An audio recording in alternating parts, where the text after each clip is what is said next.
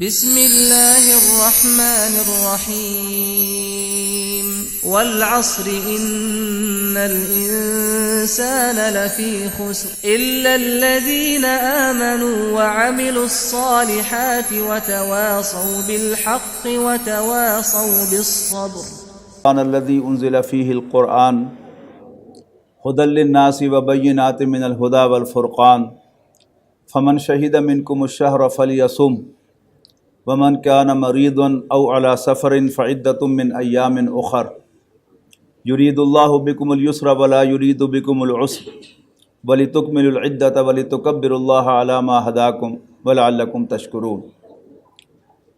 محترم chairman رفاع university جناب عبدالستار نعیم صاحب اور عزیز طلباء اور فیکلٹی ممبرز، السلام علیکم ورحمۃ اللہ وبرکاتہ۔ استقبال رمضان، آپ سمجھتے ہیں کہ آنے والا جو مہینہ ہے اس کا استقبال، یہ مہینہ کیا ہے اور اس کی کیا خصوصیت ہے۔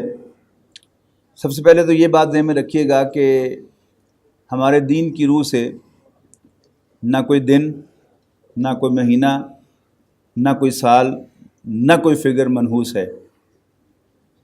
ہمارے جو سب سے زیادہ ترقی یافتہ ملک شمار ہوتا ہے امریکہ، اس میں 13 کا فگر جو ہے یہ منحوس سمجھا جاتا ہے، لہذا آپ کو امریکہ کی کسی بلڈنگ میں 13 نمبر فلور نہیں ملے گا اور کسی فلور پر 13 نمبر کمرہ نہیں ملے گا، یہ ان کی بدشگونی کا عالم ہے، جبکہ ہمارے دین کی روح سے کوئی شے منحوس نہیں ہے۔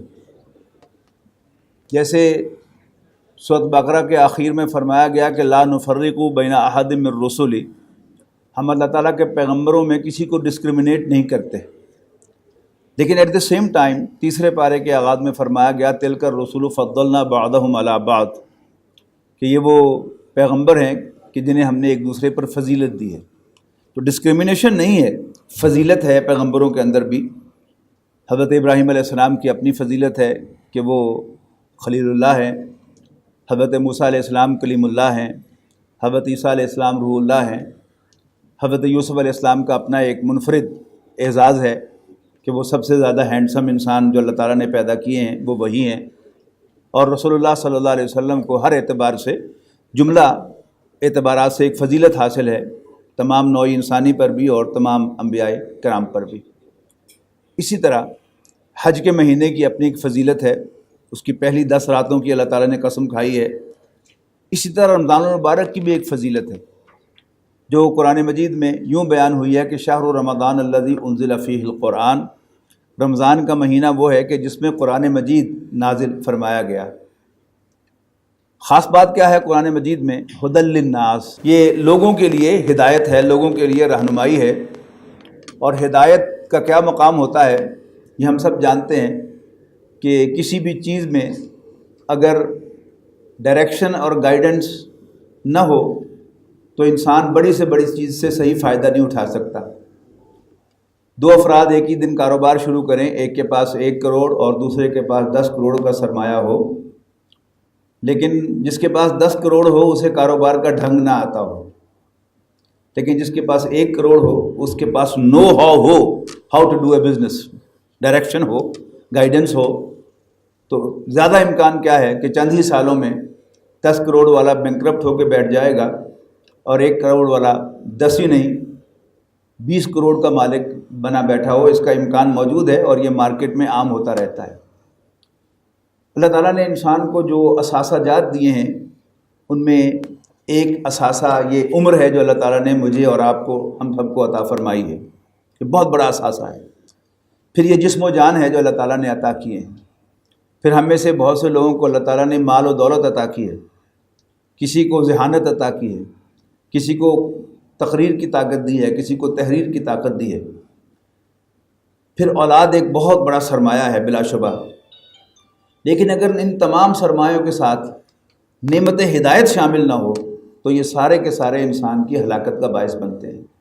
مال ہوگا تو اس سے انسان جہنم کمائے گا، طاقت ہوگی دوسروں پر زیادتی کرے گا، ذہانت ہوگی تو اس سے لوگوں کو گمراہ کرے گا، قلم کی طاقت ہوگی یا زبان کی طاقت ہوگی تو اس سے بھی کیا کرے گا؟ لوگوں کو گمراہ کرے گا اور اپنے لیے جہنم کا سامان پیدا کرے گا۔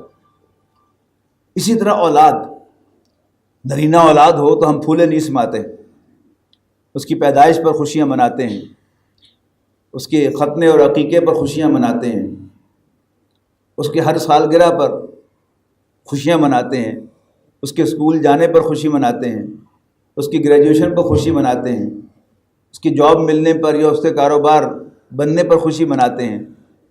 لیکن اگر وہی بچہ پراپرلی انسان بنانے کے لیے ریز نہ کیا گیا ہو، صرف بس ایک لڑکا ہے، بچہ ہے جس کو ریز کر کے خود بخود وہ ریز تو ہو ہی رہا ہے، لیکن ہم اس کی خوشیاں منا رہے ہیں، لیکن اس کو ریز کرنے کا طریقہ ہمیں نہیں آتا، اس کی پرورش کا طریقہ نہیں آتا کہ ہم اسے ایک شخص تو بناتے ہیں، ایک انسان نہیں بناتے، اس کے اندر اخلاق پیدا نہیں کرتے، اس کی روحانی ترقی کا بندوبست نہیں کرتے، تو نتیجہ کیا نکلتا ہے کہ وہی بچہ جس کی پیدائش اور سالگرہوں کو ہم نے خوب منایا تھا، ہمیں یہ کہنے پر مجبور کر دے گا کہ کاش میں نے تجھے جنا نہ ہوتا۔ کیوں؟ مسئلہ کیا ہے؟ سارا کا سارا فرق جو ہے وہ ہدایت اور گائیڈنس کا ہے، ڈائریکشن کا ہے۔ اگر آپ کے پاس ہدایت اور ڈائریکشن ہوتی ہے تو آپ کا مال بھی آپ کے لیے مفید ہے، آپ کی جائیداد بھی آپ کے لیے مفید ہے، آپ کا عہدہ بھی آپ کے لیے مفید ہے، اور آپ کے جسم و جان کی صلاحیتیں بھی آپ کے لیے مفید ہیں، ورنہ یہ سب سرمایہ کیا ہیں؟ یہ انسان کے لیے ہلاکت کا سامان پیدا کرتے ہیں۔ تو قرآن مجید کا تعریف کیا ہے؟ شہر رمضان الذی انزل فیہ القرآن، رمضان کا مہینہ وہ ہے کہ جس میں قرآن مجید نازل فرمایا گیا۔ کون سا قرآن مجید؟ ھدی للناس، لوگوں کے لیے ہدایت بنا کر، لوگوں کے لیے رہنمائی بنا کر۔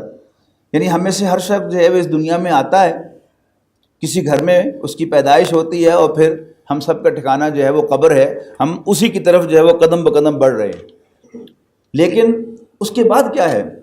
وہ جو سورہ حدید میں فرمایا گیا کہ وَفِي الْآخِرَةِ عَذَابٌ شَدِيدٌ وَمَغْفِرَةٌ مِّنَ اللَّهِ وَرِضْوَانٌ۔ اس دنیا میں تو ہر شخص پہلے لڑکپن میں، پھر جوانی میں لائف آف فن میں جاتا ہے، پھر زینت، زیب و زینت کی سٹیج میں سے گزرتا ہے، اور پھر ایک تفاخر کی سٹیج آتی ہے جس میں وہ ایک دوسرے پر ہم سب فخر کرتے ہیں۔ یہ جو مڈل ایج ہے، یعنی یوں سمجھیے کہ mid 30s سے mid 40s تک، یہ تفاخر کی سٹیج ہے کہ ہر شخص یہ فیل کرتا ہے کہ میرے جیسا کوئی نہیں۔ اگر وہ استاد ہے تو اسے یہ فیلنگ ضرور ہوتی ہے کہ میرے جیسا لیکچر کوئی نہیں دے سکتا۔ اگر فزیشین ہے تو وہ سمجھتا ہے کہ میرے جیسا ڈائگنوسس کوئی نہیں کر سکتا۔ وکیل ہے تو یہ سمجھتا ہے کہ میرے جیسی بحث کوئی نہیں کر سکتا۔ سو مچ سو کہ جس شخص کو دنیا میں کوئی پذیرائی حاصل نہ ہوئی ہو، وہ بھی دل ہی دل میں سوچتا ہے کہ وہ آدمی تو میں بڑا کام کا تھا، لیکن لوگوں نے اس ہیرے کی قدر نہیں کی۔ تو یہ قرآن مجید نے اسے تفاخر کی سٹیج کہا ہے۔ اور پھر اس کے بعد تکاثر فی الاموال والاولاد ہے کہ بڑھاپے میں جا کر انسان کو مال کی حرص، اور وہ شخص کے جو مڈل ایج میں اپنے تذکرے کرتا تھا کہ میں نے یہ کمال دکھایا اور میں نے وہ کمال دکھایا، پھر وہ بیٹوں کے تذکرے کرتا ہے کہ جی میرے ماشاءاللہ 4 بیٹے ہیں، ایک جو ہے وہ ڈاکٹر ہے، دوسرا جو ہے وہ انجینئر ہے، تیسرا CSP کر گیا ہے، اور چوتھا جو ہے وہ میجر ہو گیا 12ویں میں۔ ان پر فخر۔ اور پھر جس کی اولاد نہ ہو اس کا سارا جو ہے وہ زور وہ مال پر چلا جاتا ہے۔ یہ ایک عجیب حقیقت ہے کہ بے اولاد لوگوں کو مال کی حرص جو ہے وہ عام لوگوں کے مقابلے میں زیادہ دیکھنے میں آتی ہے۔ تو جا تو ہم سب ادھر ہی رہے ہیں، لیکن اس کو بیان کرنے کے بعد کیا فرمایا؟ وَفِي الْآخِرَةِ عَذَابٌ شَدِيدٌ وَمَغْفِرَةٌ مِّنَ اللَّهِ وَرِضْوَانٌ۔ تو آخرت میں 2 نتیجے مختلف نکلیں گے۔ اس دنیا میں تو سب کے سب جو ہیں وہ ان تمام سٹیجز میں سے گزریں گے، بچپن، جوانی، زیب و زینت کی سٹیج، پھر بڑھاپا، اور پھر اس کے بعد قبر۔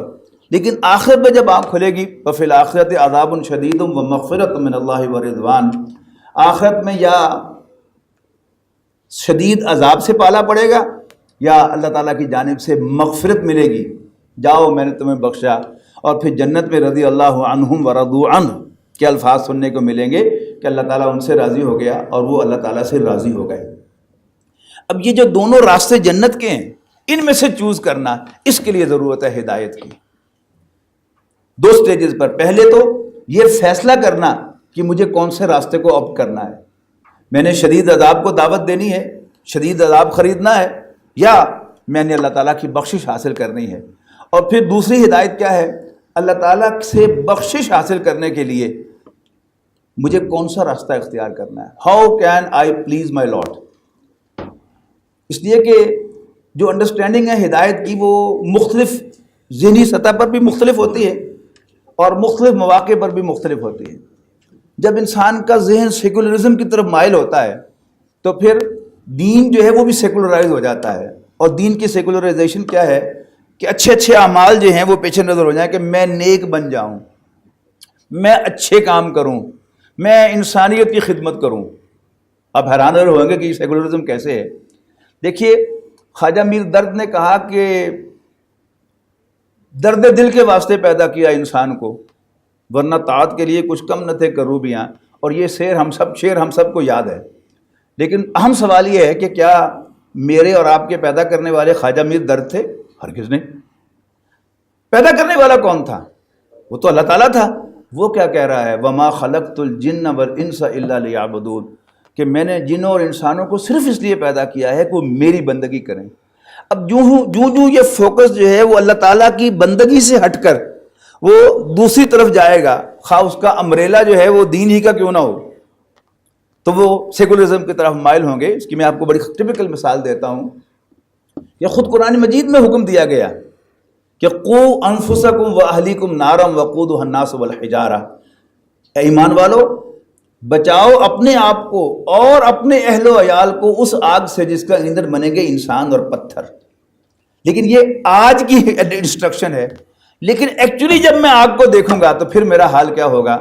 تو دیکھیے گا اسے سورۃ عبس میں کہ یوم یفر المرء من اخیہ و امیہ و ابیہ و صاحبتہ و بنیہ کل امرئ منہم یومئذ شأن یغنیہ وجوہ یومئذ مسفرۃ ضاحکۃ مستبشرہ ووجوہ یومئذ علیہا غبرہ ترہقھا قترہ اولئک ھم الکفرۃ الفجرہ. کہ جس دن تم دیکھو گے کہ ہر شخص دور بھاگے گا, یعنی بڑی خوبصورت ترتیب ہے کہ سب سے پہلے انسان اپنے بھائی سے کٹتا ہے, پھر ماں سے کٹتا ہے, پھر باپ سے کٹتا ہے, پھر بیوی سے کٹتا ہے, اور آخری جنگ کس کے لیے ہوتی ہے؟ وہ اولاد کے لیے ہوتی ہے کہ یہ میرا بیٹا ہے, اس کو میں رکھوں گا. بیوی کہتی ہے میں رکھوں گا. اسی ترتیب سے کہ یاد کرو جس دن انسان دور بھاگے گا, ہر شخص دور بھاگے گا اپنے بھائی سے, اپنی ماں سے, اپنے باپ سے, اپنی بیوی سے, یہاں تک کہ اپنے بیٹے سے. کل امرئ یومئذ شأن یغنیہ. اس دن ایک فکر ہوگی جو ہر ایک کو لگی ہوئی ہوگی اور اس کو وہ انگیج کر لے گی, پوری طرح حاوی ہو جائے گی اس کے اوپر. اس کا مطلب کیا ہوا کہ اصل کیا ہے؟ اپنی فکر. اور اپنی فکر جو ہے وہ اصل میں کیا ہے؟ یعنی سورہ فاتحہ کا اہدنا الصراط المستقیم, اس کے بھی مختلف تراجم ہیں. یعنی جب انسان ذرا سیکولر مائنڈڈ ہوگا تو اس کا ترجمہ کیا کرے گا کہ یا اللہ مجھے اچھے اچھے کام کرنے کی توفیق دے, مجھے نیکی کا راستہ دکھا دے. لیکن آپ غور سے دیکھیں کہ یہاں پر نیکی کی نہیں ہے ڈیمانڈ اللہ تعالیٰ سے. کس چیز کی ڈیمانڈ ہے؟ انعام کی ڈیمانڈ ہے. اور انعام کیا ہوتا ہے؟ ایک ہوتی ہے ویج, تنخواہ, لیبر, کہ آپ نے ایک کام کیا اور اس میں آپ کو ریکمپنسیٹ کیا گیا, اسے انعام نہیں کہتے. انعام کیا ہوتا ہے؟ فضل, انعام جو ان ایڈیشن دیا جاتا ہے. آپ نے امتحان دیا تو آپ نے 45% نمبر سیکیور کیے, یہ انعام نہیں ہے, یہ تو آپ نے سیکیور کیے ہیں. لیکن 50% نمبر چاہیے تھے پاس ہونے کے لیے, تو یونیورسٹی میں نے آپ کو گریس مارکس دیے. تو یہ گریس جو ہے یہ فضل کا ایگزیکٹ ترجمہ ہے انگریزی زبان میں. اللہ از فل آف گریس. کیا مطلب ہے؟ کہ اللہ تعالیٰ بڑا گریسفل ہے, وہ مہربانیاں فرمانے والا ہے. تو اللہ تعالیٰ کی مہربانی کی طلب ہے وہاں پر کہ اہدنا الصراط المستقیم صراط الذین انعمت علیہم, ان لوگوں کا راستہ جنہیں تو نے انعام دیا. اور آخرت کے نقطہ نگاہ سے اللہ تعالیٰ کا انعام کیا ہے؟ مغفرت. یعنی ہر انسان جو ہے وہ کسی بھی معاملے کو اپنے ذہن میں پکچرائز ضرور کرتا ہے, یہ انسان کی کمزوریوں میں سے ہے. کسی ان نون نمبر سے بھی کال آئے گی تو میں اس کی پکچر اپنے ذہن میں کوئی نہ کوئی ضرور بناؤں گا کہ اچھا یہ خاکہ ہے, یہ شخص مجھ سے بات کر رہا ہے. اسی طرح آخرت ہم میں سے کسی سے دیکھی نہیں ہے. تو میں جب چھوٹا تھا تو میں سوچتا تھا حیران ہو کر کہ ذکر آتا ہے کہ جی اعمال نامے ہوں گے اور اس میں چھوٹی سے چھوٹی ڈیٹیل بھی ہوگی. تو ایک شخص 60-70 سال اس کی عمر ہے, اور اس کی ہر عمل کی چھوٹی سے چھوٹی ڈیٹیل یہاں تک کہ نیت بھی اس میں درج ہوگی، تو وہ کتنا بڑا اعمال نامہ ہوگا، شاید پورے کمرے جتنا بڑا ہوگا. وہ رجسٹر ہوں گے، ایک رجسٹر پہلے 5 سال کا، پھر دوسرے 5 سال کا، پھر تیسرے 5 سال کا. لیکن کمپیوٹر نے آ کر یعنی آخرت کو بھی کنسیو کرنا آسان بنا دیا. اب کیا ہے، بڑا آسان ہو گیا سمجھنا کہ وہ کوئی کمپیوٹرائز یا ڈیجیٹل اعمال نامہ اگر آپ اس کو سمجھ لیں تو پھر اب وہ ڈیجیٹل جو ہے وہ اسٹوریج تو آپ کو معلوم ہے کہ پہلے کمپیوٹر ایک کمرے جتنا بڑا ہوتا تھا، پھر ڈیسک ٹاپ آ گیا، پھر لیپ ٹاپ آ گیا، اور پھر وہ نوٹ بک آ گئی، اور اب کیا ہے USB آ گئی، اور پھر یہ ایک فون جو ہے جو ہم لیے پھرتے ہیں اس میں کتنی اسٹوریج جو ہے بڑھتی چلی جا رہی ہے. تو اب آسان ہو گیا یہ سمجھنا. اچھا، اسی طرح وزن اعمال تولے جائیں گے. پہلے جو ہے وہ ذرا محسوس ہوتا تھا کہ سارے اعمال جو ہے وہ کتنا بڑا ترازو ہوگا جس پر وہ رجسٹر تولے جائیں گے. اب بڑا آسان ہو گیا کہ پتہ نہیں وہ ایک اشارہ ہی ہو، اسٹوریج کا دھاگا ہی ہو جو میرے ہاتھ میں دیا گیا، یا ایک چھوٹی سی USB یا اس سے بھی چھوٹی ہے، تو ہم نے بنائے ہیں نا. اللہ تعالیٰ اس سے کتنے زیادہ سوفسٹیکیٹڈ چیزیں بنا سکتا ہے، اس کا ذہن میں رکھیے گا. تو وہ یوں میرا اعمال نامہ فیڈ ہوگا اور رزلٹ ڈسپلے ہوگا. اور سیکولر ذہن کیا کہتا ہے کہ رزلٹ ہوگا جی تم نے 51% نمبر لے لیے، یعنی تمہارے نیک اعمال جو ہیں وہ 51% ہیں، لہذا تم سیدھے جنت میں. لیکن ہمارے دین کی تعلیمات اس کانسیپٹ کو سپورٹ نہیں کرتی. نبی اکرم صلی اللہ علیہ وسلم نے ارشاد فرمایا کہ کوئی شخص اپنے اعمال کی بنیاد پر جنت میں داخل نہیں ہو سکے گا جب تک اللہ تعالیٰ کی رحمت شامل حال نہیں ہوگی. اب یہ رحمت کیا ہے؟ یہ انعام ہے. تو حضور صلی اللہ علیہ وسلم سے پوچھا کسی صحابی نے، اور بڑی غیر معمولی جرت کی، آپ کا یہ انداز صحابہ کا نہیں تھا لیکن میری اور آپ کی رہنمائی کے لیے کی، حضور آپ بھی؟ آپ نے فرمایا ہاں، استغفر اللہ ربی 70 مرۃ فی کل یوم، میں تو روزانہ 70 مرتبہ یعنی ملٹیپل ٹائمز اللہ تعالیٰ سے بخشش مانگتا ہوں. اب پکچر کیا بنے گی کہ میرا اعمال نامہ ڈسپلے ہوا، اور اگر رزلٹ ڈسپلے ہو گیا غفرا 3 حرف ہیں صرف، forgiven، تو میرا بیڑا پار ہو گیا. اور اگر مجھے یہ 3 حرف نہیں ملے تو بے شک میں نے پلک جھپکنے کی دیر بھی اللہ تعالیٰ کی نافرمانی کی ہو، میں جنت میں جانے کا حقدار نہیں ہوں. اس لیے نہیں کہ یہ ظلم ہوگا مجھ پر، نہیں. حساب پنجابی کا معنی حساب ہوتا ہے. وہ حساب اگر حساب ہے تو پھر حساب تو ہر چیز کا ہوگا. ایک حدیث میں آتا ہے کہ رسول اللہ صلی اللہ علیہ وسلم نے فرمایا کہ ایک شخص کا حساب پیش ہوگا، یہ مفہوم بیان کر رہا ہوں، پیش ہوگا اللہ تعالیٰ کی عدالت میں، تو اللہ تعالیٰ اس کو کہے گا جاؤ میں تمہیں بخشا. وہ ضد کرے گا کہ نہیں یا اللہ میرا حساب لے. اللہ تعالیٰ کوئی نہیں میں تمہیں بخشتا ہوں تم چلے جاؤ. وہ کہے گا نہیں میرا حساب لے. تو اللہ تعالیٰ فرشتوں کو حکم دے گا ذرا اس کی آنکھ کا حساب لو. اور آپ کو معلوم ہے کہ کوئی مرد آنکھ کے حساب میں کبھی پاس نہیں ہو سکتا، سمجھ رہے نا. تو اب وہ آنکھ کے حساب میں ہی بالکل ایگزاسٹ ہو کے زیرو ہو جائے گا. اب وہ ریکویسٹ کرے گا اللہ تعالیٰ سے کہ مجھے معاف کر دے. اللہ تعالیٰ کہے گا میں نے تمہیں پہلے کہا تھا کہ میں تمہیں معاف کرتا ہوں، چلے جاؤ. تو اصل میں جو ہے جو قرآن ہدایت ہے یہ سورہ فاتحہ کے اندر وہ کیا ہے، اہدنا الصراط المستقیم، اے اللہ ہمیں سیدھا راستہ دکھا، سیدھا راستہ بتا، ہمیں سیدھے راستے کی طرف ڈائریکٹ کر. اور ڈائریکشن جو ہوتی ہے یاد رکھے گا وہ کبھی منزل کے بغیر نہیں ہوتی. پہلے بھی میں نے یہاں گفتگو کی تھی ہدایت کے عنوان سے. قرآن مجید ہدایت ہے تو میں نے باتیں کرنے کی کوشش کی تھی کہ ہدایت ہمیشہ گول اورینٹڈ ہوتی ہے. وہ آپ کو رسپونڈ نہیں کر سکے گا unless you tell him کہ جی کس معاملے میں آپ کو رہنمائی چاہیے. آپ کہتے ہیں جی رہنمائی کیجیے، میں کدھر راستہ کون سا اختیار کروں، آپ کی کوئی رہنمائی نہیں ہو سکے گی. آپ بتائیں گے کہ میں نے ستیانہ جانا ہے یا میں نے تاندلے والا جانا ہے تو آپ کو ادھر کی ڈائریکشن دی جائے گی. اور اگر آپ نے گھنٹہ گھر جانا ہے تو آپ کو ادھر کا راستہ بتایا جائے گا. آپ نے اگر شیخوپورے جانا ہے تو آپ کو کہا جائے گا کہ بائی پاس سے ہو کر آپ شیخوپور روڈ پہ چڑھ جائیں. تو ڈائریکشن ہمیشہ گول اورینٹڈ ہوتی ہے. تو اہدنا الصراط المستقیم، ہمیں سیدھا راستہ دکھا. اور اس میں بھی ذہن میں رکھیے گا کہ خط مستقیم اور صراط مستقیم میں فرق ہوتا ہے. خط مستقیم ہم نے جیومیٹری میں کیا پڑھا تھا، 2 نقطوں کے درمیان کم سے کم فاصلے کو خط مستقیم کہتے ہیں. اور صراط مستقیم کیا ہوتا ہے، وہ راستہ جو منزل تک پہنچائے. یعنی آپ کہہ دیں کہ جی یہاں سیدھے چلے جاؤ، چلتے چلے جاؤ، چلتے چلے جاؤ، چلتے چلے جاؤ، اور تم جا کر زرعی یونیورسٹی پہنچ جاؤ گے. تو یہ کیا ہے، بل اس میں کئی ہیں راستے میں، لیکن اسے سیدھا راستہ ہی کہا جائے گا اس لیے کہ منزل تک آپ کو پہنچانے والا ہے. تو اصل مقصود کیا ہے؟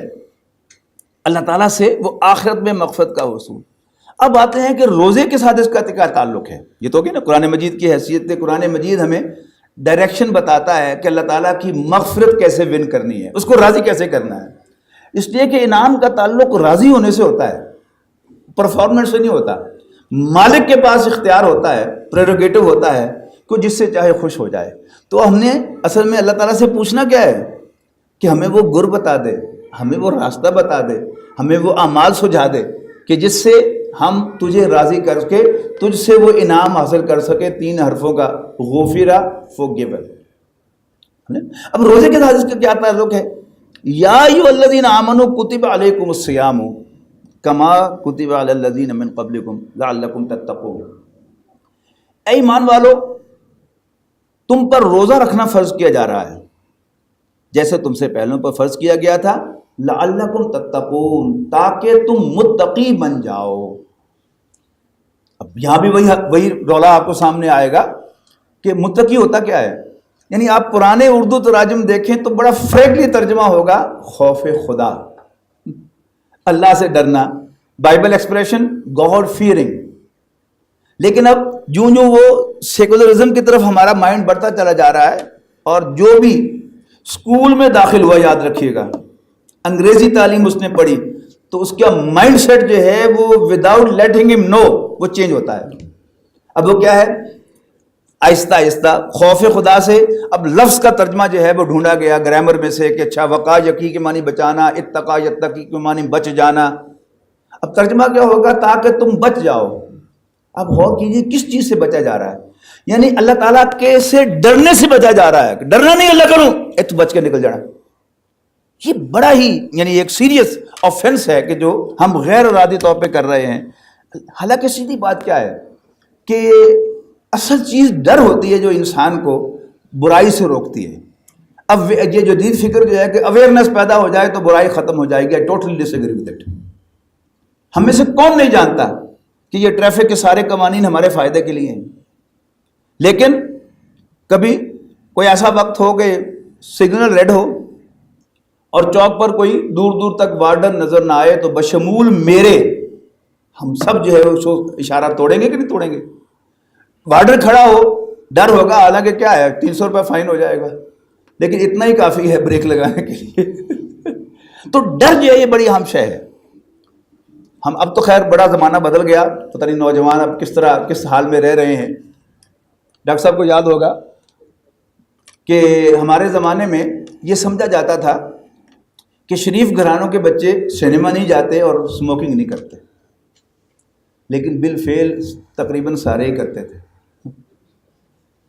بچتا کون تھا؟ صرف وہ کہ جس کو یہ خیال ہو کہ جیب پھڑیا گیا تو جتیاں پہن گیا بھائی کرو۔ تو ڈر ہے جو انسان کو روکتی ہے، ورنہ یعنی انسان اپیرنٹلی بچ کر نکل جائے گا، لیکن اگر دل میں اللہ تعالیٰ کا خوف نہیں ہے تو اس میں بڑی بڑی دھاندلیاں وہ کرے گا کہ جو نہ اس کو نظر آئیں گی اور نہ دیکھنے والوں کو نظر آئیں گی۔ لیکن اگر انسان کے دل میں اللہ کا خوف ہوگا، اللہ کا ڈر ہوگا، ڈر سے مراد یہ ہے وہ ایسا نہیں ہے کہ اس میں صرف ایک ڈرنا ہی ڈرنا ہے، یعنی عجیب عجیب قسم کی چیزیں جو ہیں ان کو عام کر دیا گیا، اور دینی حلقوں میں، دینی اسٹیج یعنی جو پلیٹ فارمز ہیں ان سے یہ چیزیں بیان ہوتی ہیں کہ ایک کسی خاص کیف کی کیفیت میں۔ اور پھر یہ بھی یاد رکھیے گا صوفیاء کرام کے واقعات جو ہیں وہ اس طرح محفوظ نہیں ہے جیسے احادیث محفوظ ہیں۔ تو حضرت رابعہ بصریہ رحمہ اللہ کا وہ ایک خاص ایک واقعہ جو ہے وہ زمانے زد عام ہے کہ انہوں نے کہا میں جہنم کو ٹھنڈا کرنے کے لیے اور جنت کو آگ لگانے کے لیے جا رہی ہوں۔ وہ نبی نہیں ہے۔ اور پھر یہ کہ اگر انہوں نے کسی خاص کیف میں وہ بات کہی بھی ہے اس کو وہاں تک محدود رکھنا چاہیے، اس کو جنرلائز کرنا اور خوف خدا کو چیلنج کرنا یہ دین کے ساتھ مذاق ہے۔ سورۃ معارج میں ارشاد ہوا کہ والذین یصدقون بیوم الدین، اور وہ لوگ کہ جو بدلے کے دن کی تصدیق کرتے ہیں، والذین هم من عذاب ربهم مشفقون، اور وہ اپنے رب کے عذاب سے ڈرتے رہتے ہیں، ان عذاب ربهم غیر مامون، یقیناً ان کے رب کا عذاب نہ چنت کرنے والا، بے خوف کرنے والا، نہ ڈر کرنے والا نہیں ہے۔ یعنی اللہ تعالیٰ کے سب سے بڑے محبوب حضرت محمد صلی اللہ علیہ وسلم ہیں، لیکن ان کا ہمیں معاملہ کیا ملتا ہے کہ آپ گرہن کی نماز پڑھا رہے تھے تو آپ نماز پڑھاتے ہوئے تیزی سے آگے بڑھے اور کچھ دیر کے بعد تیزی سے پیچھے ہٹے. تو صحابہ کا دستور یہ تھا کہ جب بھی کوئی ان یوزول ایکٹ رسول اللہ صلی اللہ علیہ وسلم کرتے تھے تو پوچھتے تھے کہ اللہ کے رسول یہ حکم بدل گیا یا کوئی خاص بات تھی. تو پھر پوچھا گیا تو آپ نے فرمایا کہ نماز کے دوران میرے سامنے سے جنت کا پردہ اٹھایا گیا اور میرے سامنے انگور کا ایک گچھا آیا اور میں انیڈورٹنٹلی یعنی غیر ارادی طور پر اس کی طرف بڑھا اور کچھ دیر کے بعد جہنم کا پردہ اٹھایا گیا اور آگ کا ایک شعلہ میری طرف آیا اور میں تیزی سے پیچھے ہٹا. تو اللہ کے رسول جو اللہ تعالیٰ کے سب سے بڑے محبوب ہیں اور ہمارے آئیڈیل ہیں وہ تو جہنم کے عذاب سے بھی ڈرتے ہوں اور جنت کے پھلوں کا شوق بھی رکھتے ہیں, پرسویشن بھی رکھتے ہوں, اور ہم بہت زیادہ اللہ والے ہو جائیں اور ہمیں ڈر و خوف نہ رہے, یہ سوچنے کی بات ہے. تو ایمان والوں تم پر روزہ رکھنا فرض کیا گیا جیسے تم سے پہلوں پر فرض کیا گیا تھا تاکہ تم اللہ تعالیٰ سے ڈرنے والے بن جاؤ, متقی بن جاؤ. ایک تو یہ چیز نوٹ کیجئے گا کہ سورہ بقرہ کے آغاز میں قرآن مجید کا تعارف کیا ہے؟ ذالک الکتاب لا ریب فیہ ھدی للمتقین, کہ یہ وہی کتاب ہے جس کا انتظار تھا اور یہ متقیوں کے لیے ہدایت ہے. اور سورہ بقرہ کی جو آیت میں نے آپ کو سنائی روزے والی, وہ کیا ہے؟ شہر رمضان الذی انزل فیہ القرآن ھدی للناس, لوگوں کے لیے ہدایت. تو اپیرنٹلی ایک کنٹرڈکشن ہے لیکن انفیکٹ کنٹرڈکشن نہیں ہے. اللہ تعالیٰ نے قرآن مجید نازل تو کیا پوری نوع انسانی کے لیے, تمام لوگوں کے لیے, لیکن اس سے بالفعل رہنمائی وہی پا سکیں گے جو اللہ سے ڈرنے والے ہوں گے. اللہ تعالیٰ کا خوف نہیں ہوگا تو احکام معلوم ہوں گے لیکن ایکٹ نہیں ہوگا. ذہن منتقل ہوا, شیئر کر لوں آپ سے. مشہور دعا ہے ربی زدنی علما, اس کا بھی وہی سیکولر ترجمہ, اے اللہ میرے علم کو بڑھا. مراد کیا ہوتی ہے؟ میری معلومات کو بڑھا. حالانکہ ربی زدنی علما کا یہ ترجمہ ہے ہی نہیں, پکتھول نے ترجمہ کیا ہے increase me in knowledge, increase my knowledge نہیں, انکریز می ان نالج. کیسا نہ ہو کہ میری معلومات تو آسمان تک پہنچ جائیں اور میں زمین میں دھنسا ہوا ہوں. ٹھیک ہے نا؟ ربی زدنی او مائی لارڈ انکریز می علمن, علم کے لحاظ سے. اگر میں نہ بڑھوں تو میرا علم کسی کام کا نہیں ہے. تو نوع انسانی کے لیے قرآن مجید نازل ہوا, پوری نوع انسانی کے لیے ہدایت بنا کر, لیکن بالفعل اس سے رہنمائی وہی پائے گا جو اللہ سے ڈرے گا. وہ حدیث آپ نے سن رکھی ہوگی, وہ 7 افراد جن کو اللہ تعالیٰ عرش کے سائے تلے پناہ دے گا. ان میں سے ایک شخص والذی دعتہ امرأۃ ذات حسب و جمال قال انی اخاف اللہ, کہ وہ شخص کہ جس کو کوئی خوبصورت اور حسب نسب والی عورت, یعنی کوئی طوائف نہیں, حسب نسب والی اور خوبصورت بھی, یعنی پورا ٹیمپٹیشن جو ہے آپ نے اس کو بیان کیا, لیکن اس کے جواب نے اس کہا بی بی میں اللہ سے ڈرتا ہوں. ٹھیک ہے نا؟ تو یہ کیا ہے؟ اللہ سے ڈرنا, یہ اس کو ہم نے ایک گالی بنا دیا ہے کہ اللہ سے ڈرنا نہیں چاہیے, اللہ تو بڑا محبوب ہے, وہ تو پیار کرنے والا ہے. لیکن ذرا یہاں ان الفاظ کو نوٹ کیجئے کہ ود آل دا ٹیمپٹیشن اس نے کہا جواب میں اللہ سے ڈرتا ہوں. تو اللہ سے ڈرنا جو ہے یہ بڑی اہم بات ہے, یہ تو میری اور آپ کی ضرورت ہے. ہم اللہ سے ڈریں گے تو انسان رہیں گے, اور اللہ کا ڈر ہمارے دل سے نکل جائے گا تو ہم حیوانوں سے بھی بدتر ہو جائیں گے, بے شک علم ہمارا جتنا مرضی ہو. اب رمضان کے ساتھ اس کا کیا تعلق ہے؟ رمضان روزہ ہے کیا؟ روزہ ہے کیا؟ فجر کی اذان سے لے کر مغرب کی اذان تک امساک, فقہ کی زبان میں امساک کیا ہے؟ روکے رکھنا. یہ طلاق کے سلسلے میں یہ لفظ آتا ہے کہ فَإِذَا بَلَغْنَ أَجَلَهُنَّ فَأَمْسِكُوهُنَّ بِمَعْرُوفٍ أَوْ فَارِقُوهُنَّ بِمَعْرُوفٍ, کہ جب عدت مکمل ہونے کے قریب ہو تو یا تو انہیں عزت کے ساتھ معروف طریقے سے, بھلے طریقے سے روکے رکھو اپنے گھر میں, یعنی تیسری طلاق نہ دو. او فارقوهن بمعروف, یا اچھے طریقے سے ان سے علیحدگی اختیار کر لو. یہ داغ مفارقت جو کہتے ہیں وہ یہی لفظ ہے. امساک کیا ہے؟ فجر کی اذان سے لے کر مغرب کی اذان تک نہ کچھ کھانا, نہ کچھ پینا, اور نہ جنسی خواہش کو پورا کرنا. صوم کا لفظ قدیم عربی زبان میں دور جاہلیت میں گھوڑوں کی ایک ٹریننگ کے لیے استعمال ہوتا تھا. یعنی 2 جانور ہیں نا عربوں کے پاس, ایک اونٹ ہے جو کیا ہے, وہ ریگستان کا اور پہاڑوں کا شپ ہے. باقاعدہ قرآن مجید نے اس کو مینشن کیا ہے سورۃ غاشیہ میں افلا ینظرون الی الابل کیف خلقت، تو کیا انہوں نے اونٹ کو نہیں دیکھا کیسے پیدا کیا گیا ہے؟ یعنی 2 ہفتے آپ کو بغیر کھائے بغیر پیے سروس دے سکتا ہے. ایک لیونگ بینگ وہ بغیر کھائے پیے آپ کو 2 ہفتے سروس دے سکتا ہے. اور اس کے پاؤں کو آپ دیکھیں، کیا پاؤں اللہ تعالیٰ نے اس کا بنایا ہے کہ عرب کی زمین جو تھی وہ پتھریلی اور ریتلی تھی. ریت کے لیے بھی فٹ ہے، اس میں دھنستا نہیں. اور جو نوکیلے پہاڑ ہیں وہاں کے، ان میں بھی وہ چل سکتا ہے. گھوڑا ہوگا تو وہ امبیلنس ہوگا، گرے گا، وہ امبیلنس نہیں ہوتا، چلتا رہتا ہے. لیکن سبک رفتار نہیں ہے. عربوں کا ایک محبوب مشغلہ جنگ بھی تھا، جنگ کے لیے مفید نہیں، شب خون مار نہیں سکتا، وہ تو آہستہ آہستہ چلتا ہے، وہ تو پیدل بھی شاید ایک آدمی جو ہے اس سے آگے نکل جائے. لہذا عرب گھوڑے کو تیار کرتے تھے جنگ کے لیے، اور اسے بچپن ہی سے گھوڑے کے بچے کو دھوپ میں بھوکا اور پیاسا کھڑا کرتے تھے. یعنی پہلے آدھے گھنٹے کے لیے، پھر گھنٹے کے لیے، پھر 2 گھنٹے کے لیے، پھر 4 گھنٹے کے لیے، اینڈ سو آن.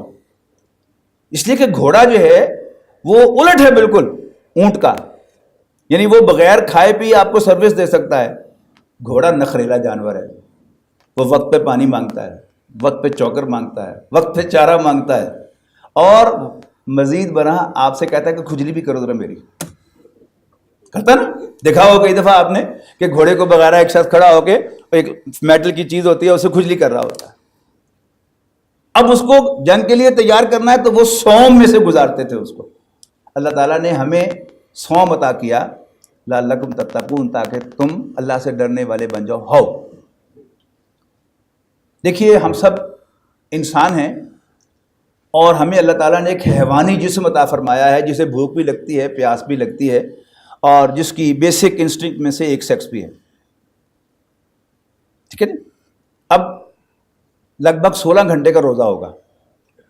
ٹھیک ہے جی؟ اور ٹیمپریچر ابھی 40 ہے. آج صبح ہی دیکھ رہا تھا میں کہ انشاءاللہ ٹیوزڈے کو 45 لگے گی. بھوک بھی لگے گی اور شدید پیاس لگے گی. اور ہمارے گھر میں اللہ کے فضل و کرم سے فریج بھرے ہوئے ہوتے ہیں مختلف مشروبات سے اور طرح طرح کے پھلوں اور کھانوں سے. لیکن ہم میں سے کتنے بد نصیب ہیں جو چوری چوری کھا لیتے ہیں؟ ہے کوئی؟ کون روکتا ہے ہمیں؟ بھوک بھی لگی ہو، کھانا بھی موجود ہو، لذیذ بھی ہو، پیاس بھی لگی ہو، مشروبات بھی ہوں اور لذیذ بھی ہوں، اور بیوی بھی موجود ہو اور کوئی اور پاس بھی نہ ہو. کون ہے ہم میں سے کہ جو یہ حماقت کرتا ہے روزہ توڑنے والی؟ کیوں؟ ایک ہی چیز ہوتی ہے نا ذہن میں، نہیں اللہ تعالیٰ نے منع کیا ہے اور وہ ناراض ہوگا. 1 مہینہ اس کی پریکٹس. اور یہ میں بتاتا چلوں کہ یہ خوف خدا جو ہے پہلے اس کو سمجھیں کہ یہ ہے کیا. آج میں یہاں آپ کے سامنے حاضر ہوں تو آئندہ میں کبھی رفاع یونیورسٹی کے سامنے سے گزروں گا نا، ذرا کیئرفل ہو کے گزروں گا، نظر کی حفاظت کرتے ہوئے نظر کی نیچی آ کے گزروں گا کہ آپ یہ نہ کہیں کہ لو جی سانو نصیحت کرنا آ گیا سی تے آپ جڑا ہے وہ کی کر لیں. اس کا مطلب کیا؟ میں آپ سے ڈرتا ہوں، حالانکہ نہ آپ میرا کچھ بگاڑ سکتے ہیں نہ بنا سکتے ہیں، یٹ میں آپ سے ڈروں گا. اصل میں مجھے کس سے ڈرنا ہے؟ رب العالمین سے ڈرنا ہے، جو میرا رب ہے، جو میرا مالک ہے، جو اس پوری کائنات کا رولر ہے، جس کے سامنے میری پیشی ہو رہی ہے، جو مجھے سزا دینے پر بھی پوری قدرت رکھتا ہے، مجھے ہلاک کرنے پر بھی پوری قدرت رکھتا ہے. لیکن اللہ تعالیٰ نے اس دن ہمارا نظام ایسا بنایا ہے کہ ہمیں امتحان کی غرض سے آزاد چھوڑ دیا ہے. اما شاکرن و اما کفورا، کہ چاہو تو شکر گزار بن جاؤ اور چاہو تو نہ شکرے بن جاؤ. یہ ہے پورا کا پورا اس کا حاصل.